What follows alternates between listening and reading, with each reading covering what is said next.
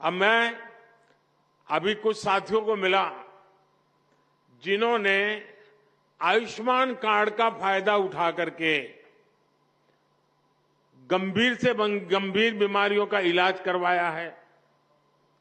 उन्होंने एक्सीडेंट हो गया, हाथ पैर टूट गए तो अस्पताल में जाकर के मैंने उनको पूछा तो कह रहे थे साहब इतना खर्चा हम तो कहां से करते, जी लेते ऐसे ही।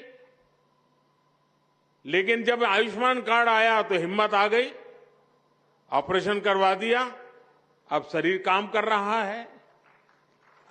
अब उससे मुझे तो आशीर्वाद मिलता ही है, लेकिन जो सरकार में बाबू लोग हैं ना, अफसर लोग हैं, जो फाइल पे तो योजना को आगे बढ़ाते हैं, अच्छी योजना भी बनाते हैं, पैसे भी रवाना कर देते हैं, लेकिन वहां उनका काम पूरा हो जाता है कि चलो वे 50 लोगों को मिलना था, मिल गया, 100 लोगों को मिलना था, मिल गया, 1000 गांव में जाना था, चला गया।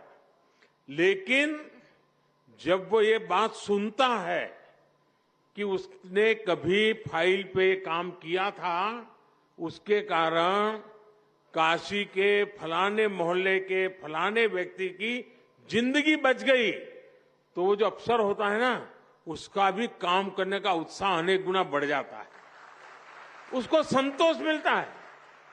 जब तक वो कागज पे काम करता है उसको लगता है मैं सरकारी काम कर रहा हूं, लेकिन जब उस काम का फायदा किसी को मिला है, उसका जब उसको खुद देखता है, खुद सुनता है, तो उसको काम करने का उत्साह बढ़ जाता है। और इसलिए मैंने देखा है कि विकसित भारत संकल्प यात्रा जहां जहां गई है, वहां पर सरकारी अफसरों पर इतना सकारात्मक प्रभाव हुआ है, उनको अपने काम का संतोष होने लगा है।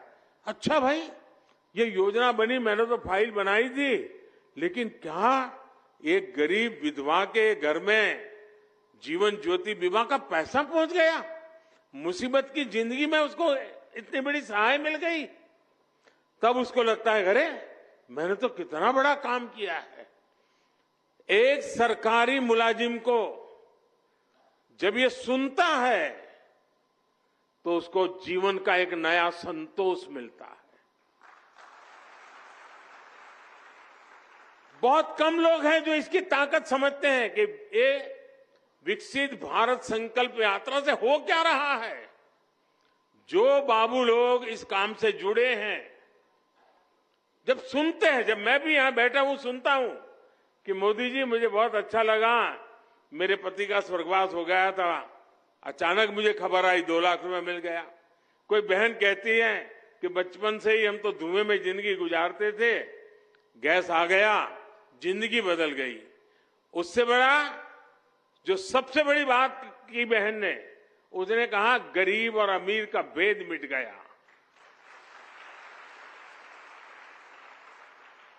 गरीबी हटाओ नारा देना एक बात है, लेकिन एक गरीब कहता है कि मेरे घर में गैस का चूल्हा आते ही गरीबी और अमीरी का भेद खत्म हो गया। जब वो कहता है कि मैं पक्के घर में रहने गया तो मेरा आत्मविश्वास इतना बढ़ गया कि मेरे बच्चे सम्मान के साथ स्कूल कॉलेज में अपने दोस्तों के सामने खड़े रहने लगे। झोपड़ी में रहते थे बच्चे शर्मिंदगी महसूस करते थे, कच्चे घर में रहते थे बच्चे शर्मिंदगी महसूस करते थे, दबे हुए रहते थे, आत्मविश्वास नहीं था। पक्का घर मिलते ही दीवारें नहीं, पक्की छत नहीं, जिंदगी आत्मविश्वास से भर गई है। अब वो दूर से मकान देखने से पता नहीं चलता है, बैंक से चेक गए इसलिए पता नहीं चलता है, जब उस लाभार्थी के मुंह से सुनते हैं ना, तब पता चलता है चलो भाई जीवन धन्य हो गया, किसी की जिंदगी में बदलाव आ गया। अब मैं देख रहा था हमारे गुप्ता जी बोलना बंद ही नहीं कर रहे थे। क्यों? उनका मन इतना उत्साह से भर गया था कि इतनी योजनाओं का लाभ मिला, सामने से कि 10,000 रुपया बैंक से मिल जाए, साहूकार से भी पैसा लेने में दम उखड़ जाता है, ये बैंक सामने से पैसा दे तब उसका विश्वास बढ़ जाता है, ये मेरा देश है,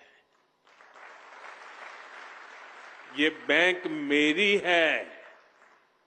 और मैं चाहता हूं हिंदुस्तान के हर व्यक्ति को लगना चाहिए कि रेलवे मेरी है, ये अस्पताल मेरी है, ये अफसर, ये ऑफिस सब मेरा है, ये देश मेरा है। ये भाव जब जगता है तो देश के लिए कुछ करने की इच्छा भी जग जाती है। और इसीलिए ये जो प्रयास है ना, वो बीज बो रहा है।